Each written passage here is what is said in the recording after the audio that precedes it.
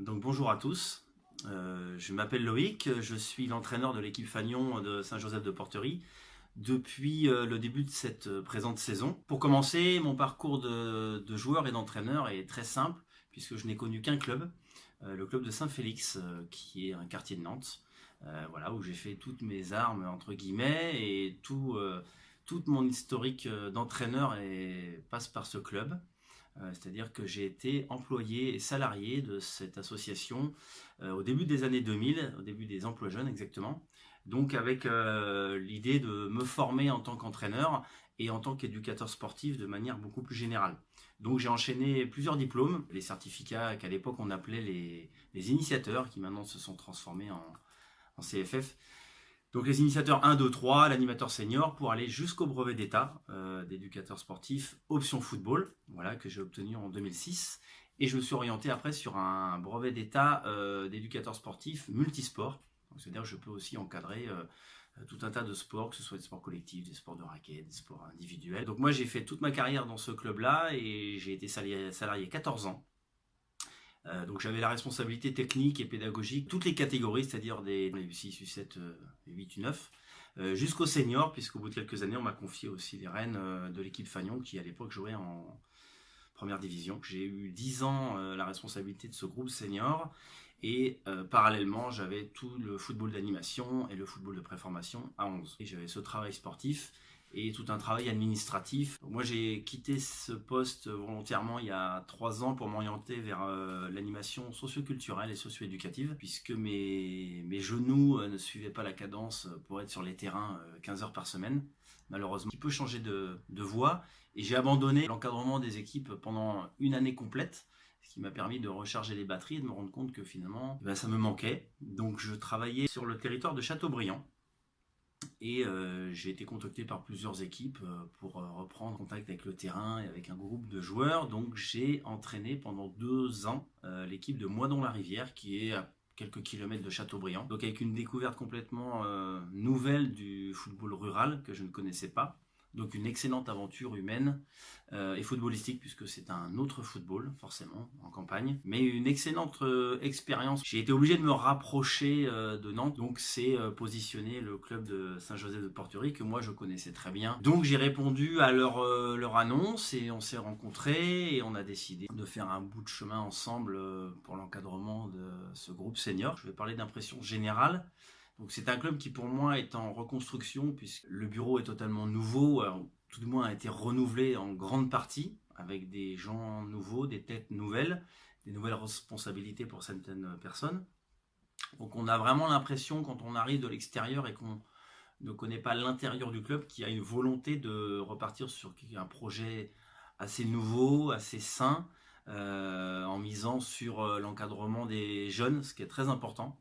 Que souvent les gens diplômés qu'on a, on les met tout en haut de la pyramide, et on galvaude un petit peu tout ce qui est football animation. Donc là, il y a un salarié au club voilà, qui passe des diplômes. Il y a aussi d'autres éducateurs qui sont non diplômés, qui ont des responsabilités. On sent qu'il y a vraiment une volonté de construire et de partir des bases pour former les futurs seniors de demain, puisque c'est quand même l'objectif quand on a un potentiel de jeunes en football d'animation et en football à 11. L'idée, c'est vraiment de les former pour que ce soit eux qui prennent la main quand ils arrivent à 17-18 ans dans le groupe senior. Donc une bonne impression de ce club-là. C'est vraiment ce qui m'a convaincu de signer ici, c'est qu'on sent qu'il y a une volonté de faire quelque chose de nouveau. Voilà. Et je trouve que c'est important, puisque c'est vrai que Saint-Joseph avait aussi une réputation de club un petit peu difficile. Bon, voilà, les réputations, elles sont faites aussi pour être balayées de temps en temps. Donc c'est bien de découvrir un groupe de joueurs assez nouveau, et puis un groupe de dirigeants qui a envie de faire des choses différentes et de partir sur des choses positives. Donc c'est un groupe qui est assez jeune, qui reste sur 2 descentes. Donc l'équipe A et l'équipe B sont descendues en fin de saison dernière dans leur championnat respectif. Donc c'est toujours assez compliqué de remettre une dynamique sur un groupe qui a vécu une saison un peu compliquée sportivement. Moi j'étais pas là, je n'ai pas tous les tenants les aboutissants, mais en tout cas ça a été assez compliqué. Et du coup ça s'est soldé par 2 descentes, ce qui fait toujours un peu mal pour un groupe senior, avec forcément des velléités de départ de certains, des arrivées qui sont un petit peu conditionnées au niveau. Donc quand on arrive en D2, ça reste la limite maintenant pour faire venir des joueurs avec un bon potentiel. Donc c'est un groupe qui est assez jeune, voilà, qui a probablement manqué de maturité sur les 2-3 dernières saisons, qui a probablement manqué de leader aussi, à la fois technique et en âge, hein, parce que c'est sûr que passer la trentaine et puis ayant un bon bagage de footballeur, on peut encadrer un groupe et le guider d'une manière plus intéressante. Là, ils ont manqué, je pense, de ça. C'est tout du moins ce qu'on m'a fait part de ça. Et c'est ce que moi j'ai remarqué sur les premières prises de contact et sur les premiers matchs, c'est qu'effectivement c'est un groupe qui a besoin d'un certain cadre, mais c'est un certain cadre qu'il faut instaurer d'une manière, pour moi, il faut l'instaurer petit à petit et qu'on ne change pas les choses du jour au lendemain, même si les gens le voudraient. Mais ça demande du travail, ça demande une analyse, ça demande de la communication. Il y a beaucoup de choses à faire et ça ne peut pas se faire très très vite. Donc certaines personnes, certains joueurs voudraient que ça aille beaucoup plus vite, dans ce qui est respect des règles, respect des horaires, respect de beaucoup de choses. Donc on essaie de répondre à leurs attentes, voilà, avec nos qualités, nos défauts.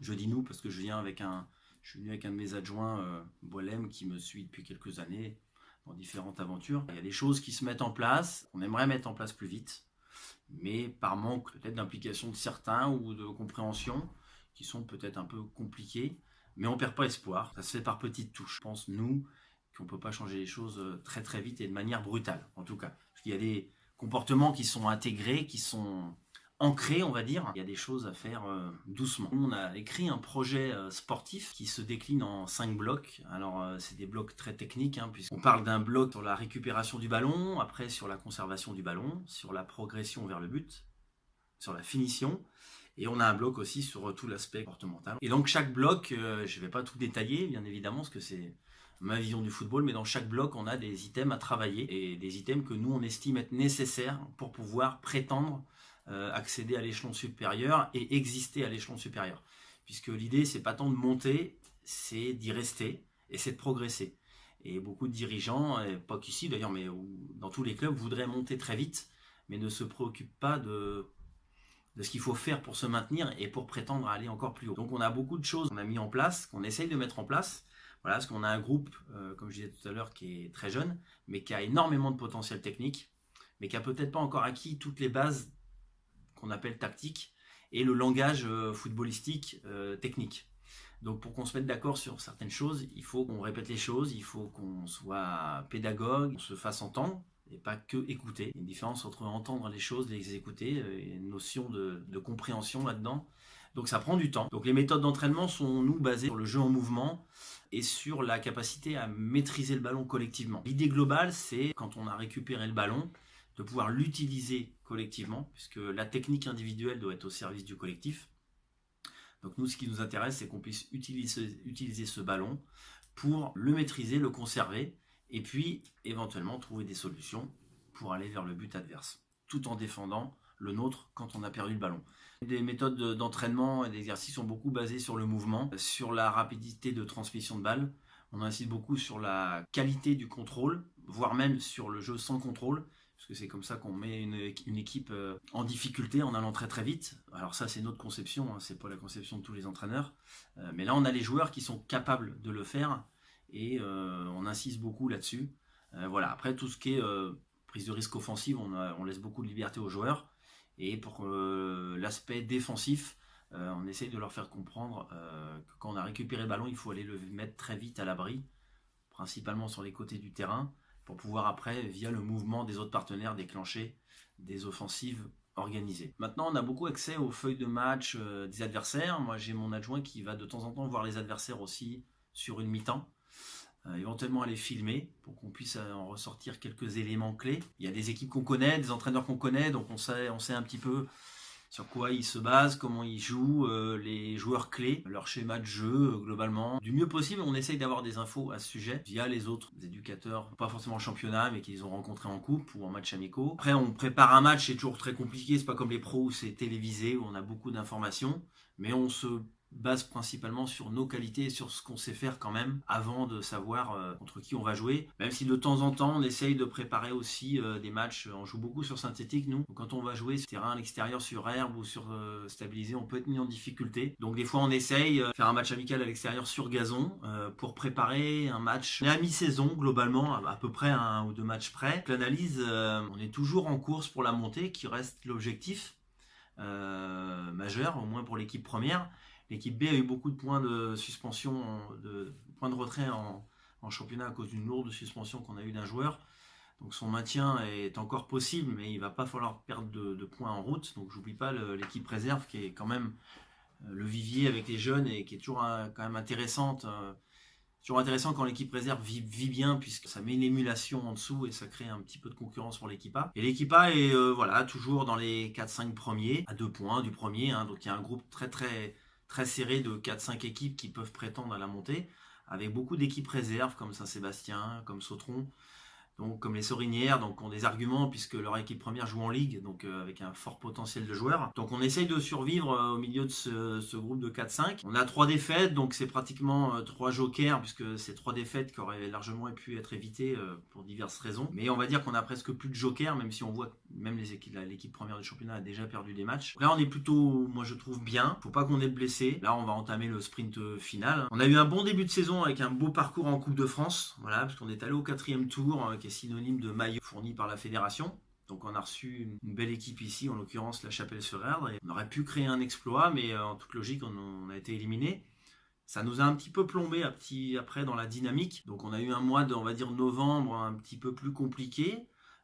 Après on s'est plutôt bien ressaisi, avec une équipe qui est capable de faire des choses très très bien, mais qui a un petit déficit mental qui demande à être travaillé, à être analysé aussi, parce que le mental, des fois, c'est pas que sur un match, c'est aussi sur les entraînements, sur le comportement, sur l'attitude qu'on peut y mettre, la dynamique qu'on peut mettre aux entraînements, l'implication, voilà, qui se ressent forcément en match quand on n'a pas mis tous les ingrédients nécessaires. Et pour l'instant, on est encore dans la course, pas très loin. On dépend aussi des résultats des autres, bien évidemment. On a longtemps été dans les 2 premiers et on savait que si on gagnait, on restait dans les 2 premiers, que c'était très bien.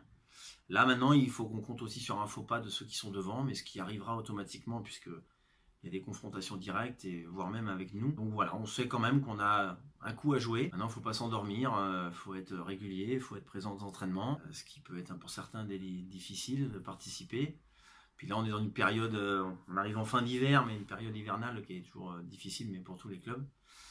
Donc voilà, on va essayer d'attaquer le printemps sous les meilleurs auspices et puis se donner les moyens d'accéder à la première division. C'est de finir du mieux possible, qu'on ait du monde aux entraînements, que les jeunes aussi tournent bien, parce qu'on a un potentiel de 18 là, très intéressant, avec 4-5 joueurs qui sont déjà venus faire quelques essais en équipe A et en équipe B. Donc on les perd pas de vue. Et puis on va souhaiter que les joueurs progressent pour pouvoir prétendre éventuellement à une éventuelle montée, puisque une montée, ça ne se décrète pas, ça se prépare, ça se travaille.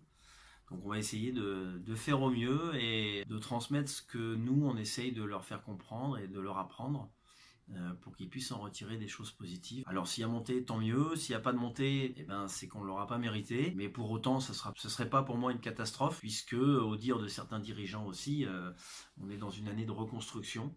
Donc il faut aussi accepter que les années de reconstruction ne soient pas évidentes et ne soient pas simples à gérer. Un groupe qui est très sympa, il y a une ambiance agréable au sein du club, il y a des gens qui nous font confiance, il y a des gens impliqués, il y a beaucoup de bénévoles. C'est aussi ça qu'on peut souhaiter pour la fin de saison, c'est que tous ces gens prennent du plaisir le week-end, aux entraînements avec les jeunes, au tournoi, et que toute cette émulation fasse que Saint-Joseph de Porterie reste ce qu'il a toujours été, d'ailleurs, un club familial, et puis qui peut prétendre avec la qualité de ses joueurs avoir un niveau un peu plus intéressant sportivement.